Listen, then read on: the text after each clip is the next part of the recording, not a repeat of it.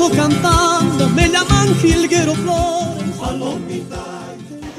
Rocío Valderrellano, ella es licenciada en Psicología, con maestría en Sociología, consultora social, fundadora y actual coordinadora encargada del Movimiento Ciudadano frente al Cambio Climático. Aplauso.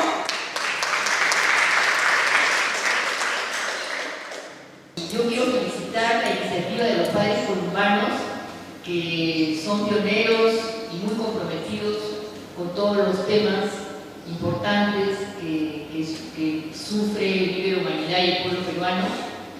Y también felicitarlos a ustedes por estar presentes aquí.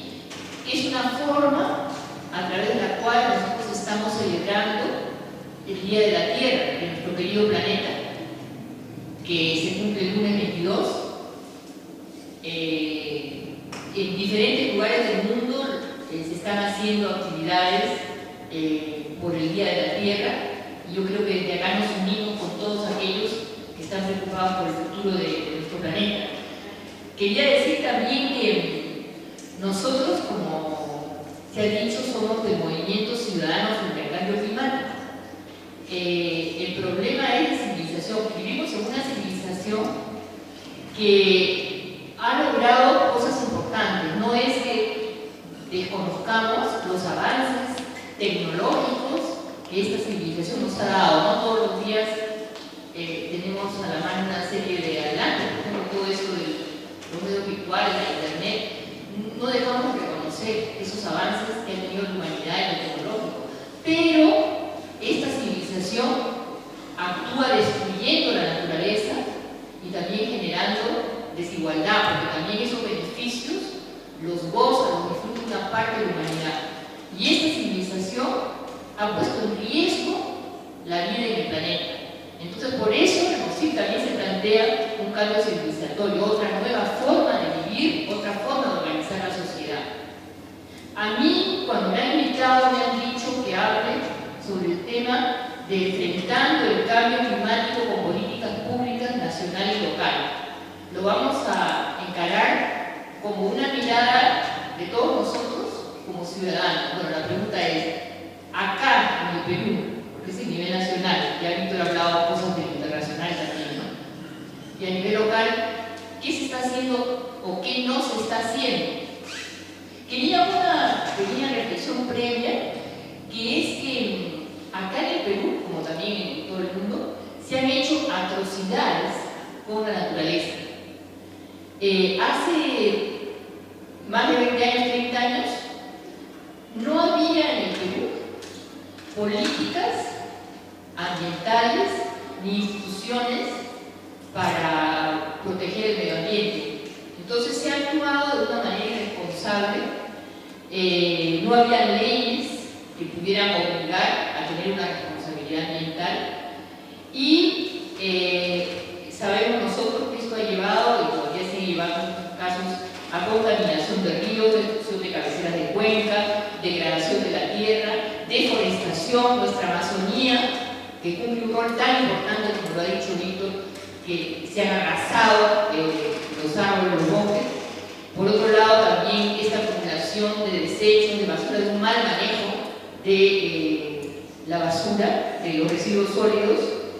Entonces, todas estas cosas se hacían, y algunas se siguen haciendo, sin ninguna legislación ni ninguna institucionalidad ambiental.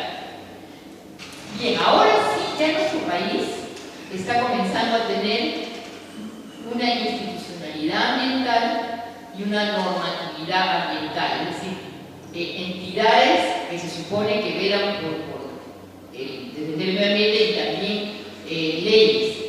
Como se ha dicho, esto es de los últimos años. El Ministerio de Ambiente, como lo recordaba usted, creo, ¿no?, se formó recién en 2008, hace poco, ¿no? Antes fue el Consejo Nacional del Ambiente, CONAMA. La Ley General del Ambiente recién es del 2005. Y recién, ahora, después de los sucesos de Conca y toda la preocupación que había por el problema del agua, se formó esta comisión multisectorial que ha dado como resultado la conformación de un sistema nacional de evaluación, de certificación ambiental, el SENACE, que recién está pues en pañales, ¿no? En pañales realmente. Como conclusión, nosotros como ciudadanos peruanos y ciudadanas peruanas vemos que hay todavía una institucionalidad ambiental débil que necesitamos lograr que sea fortalecida, porque la autoridad ambiental o el Ministerio del Ambiente no está para estar pintado en la pared, sino para exigir que se cumpla la cosa. Y por otro lado, leyes nuevas, normatividades que antes no había, y que lo que tenemos que hacer es lograr que se cumplan, porque no basta con haber conseguido que haya esta ley, sino que se aplique. Pasando entonces al cambio climático, que en realidad va mucho más allá que solamente un tema ambiental, las Naciones Unidas señalan que es la más grande amenaza que ha encarado la humanidad en toda su historia.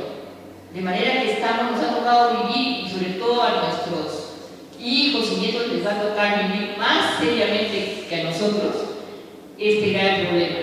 Y nos llama a sumar esfuerzos. Nosotros en MOSIP tenemos una vocación de sumar esfuerzos. Hay que sumar el máximo de esfuerzos para luchar tanto frente a sus causas como frente a sus efectos. Porque haríamos mal de trabajar por ver cómo enfrentamos los efectos si no nos fijamos en las causas, y también si solamente vemos las causas y no vemos cómo se reducen los efectos que está viviendo las poblaciones, estaríamos equivocados. Hay que luchar frente a ambas cosas.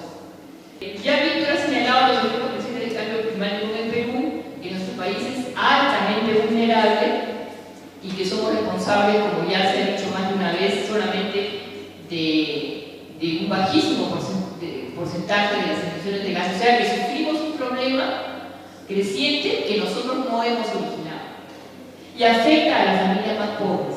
Por ejemplo, cuando hubo las lluvias inusuales en Lima hace 2 años, ¿no? Cuando fueron esa lluvia grande que hubo, ¿quiénes fueron más afectados? Por ejemplo, familias de las partes altas de Coyique o familias del asentamiento humano Lomo de Corvina en Villa El Salvador, que tuvieron deslizamientos de sus viviendas, ¿no? Porque no están preparadas esas viviendas precarias para una lluvia de esas características que en Lima no estamos acostumbrados a que haya. Y por otro lado, las comunidades campesinas también son los campesinos que tienen pequeños áreas de tierra, que cuando hay una inundación o una sequía, que pierden sus cosechas, y eso, lo que se avanza frente a superar la pobreza, se retrocede con estos efectos de cambio climático. Y por eso también un descubrimiento que yo les digo a nivel personal es que en estos momentos que vive nuestro país y el mundo, no se puede separar lo social de lo ambiental. Y esto lo relaciono con lo que decía del tema, también lo que el discurso de la Iglesia plantea en relación a la opción preferencial por los pobres. Yo quería añadir sobre eso también que he visto que los urbanos han escrito varias cosas sobre el tema del cambio climático. Entonces es una congregación de avanzada sobre este tema, que no todas las congregaciones están tan claras como los urbanos.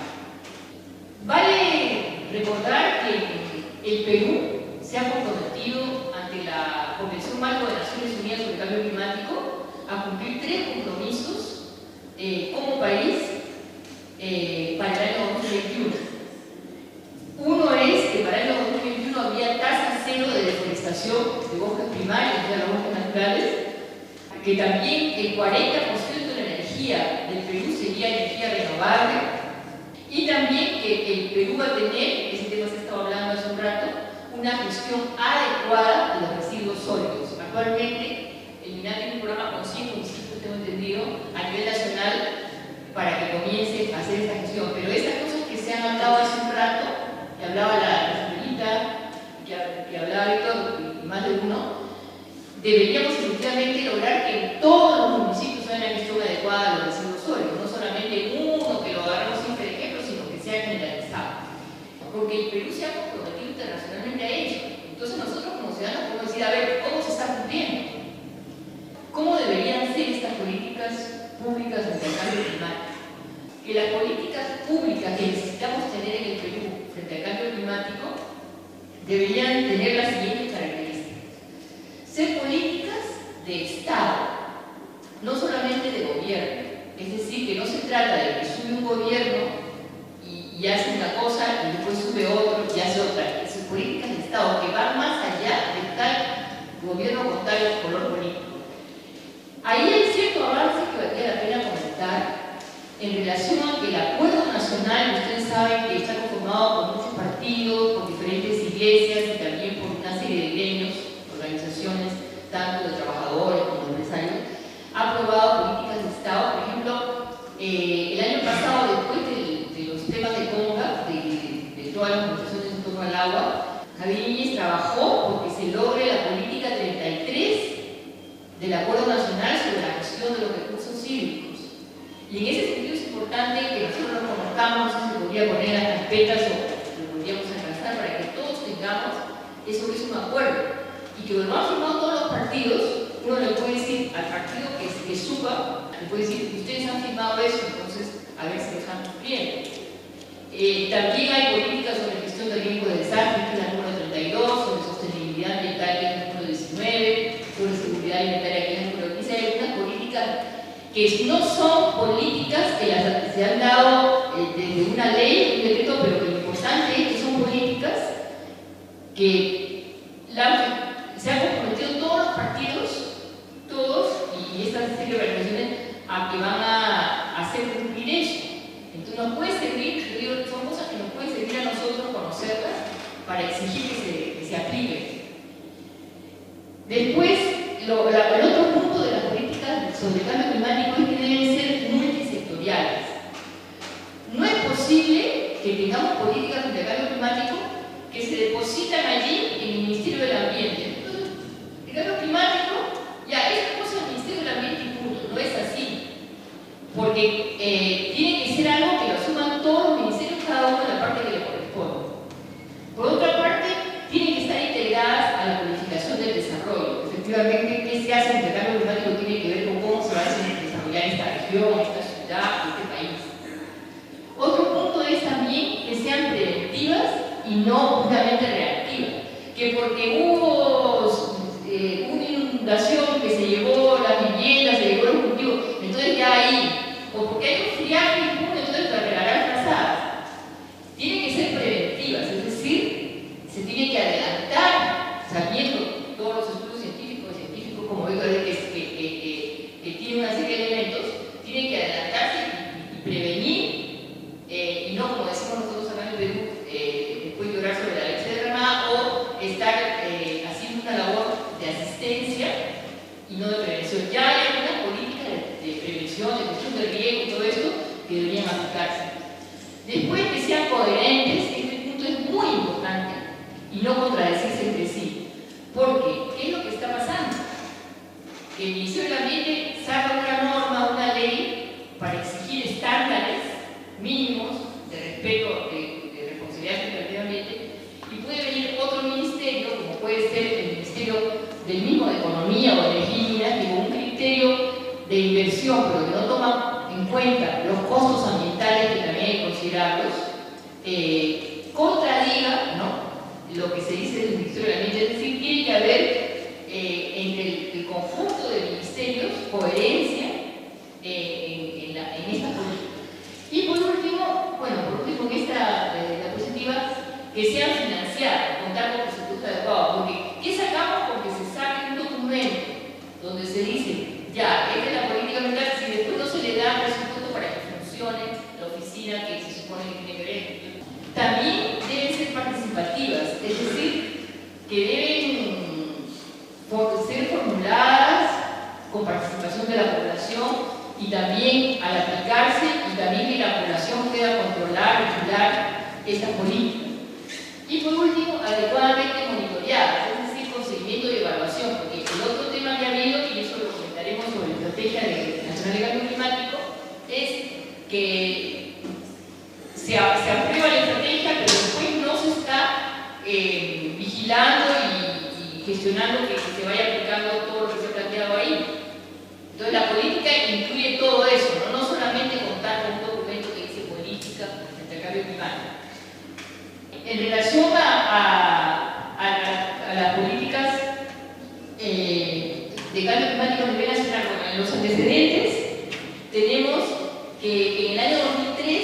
se había aprobado una estrategia nacional de cambio climático en el año 2013.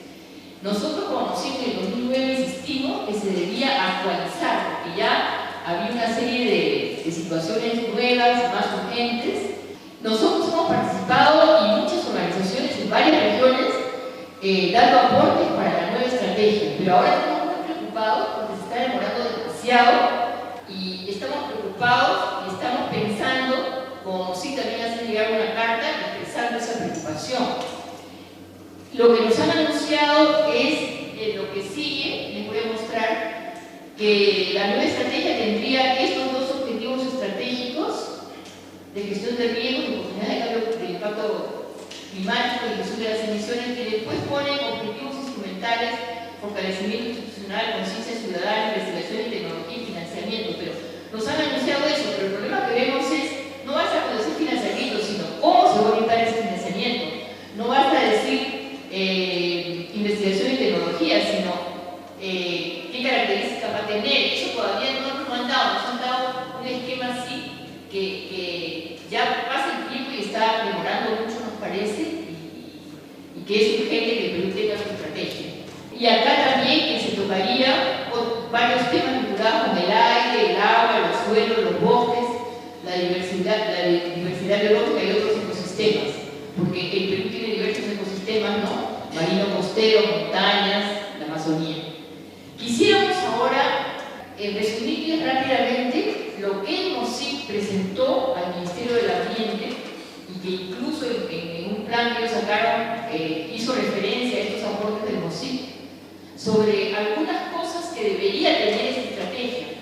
Si nosotros necesitamos un sistema nacional de observación climática y biológica articulado, ¿qué pasa? Que el CENAMI, ustedes todos conocemos, ¿no?, lo que es el CENAMI, que estudia los fenómenos meteorológicos, pero también se necesita que eso se articule con algunas observaciones que también se hacen desde algunos institutos de la Fuerza Armada y también de algunas empresas privadas. Debe haber un sistema articulado. Y no solo a nivel de observación climática, por ejemplo, para decir está lloviendo menos, está el clima, qué temperatura va a haber, todas esas cosas, sino también biológica. Por ejemplo, un campesino de Cusco nos decía, ya no hay sapitos. Por otra parte, también le planteamos al final que tiene que haber la protección de los ecosistemas. La Amazonía, y Héctor ha planteado la importancia que tiene la Amazonía para toda la humanidad y para el Perú y para los habitantes de la Amazonía.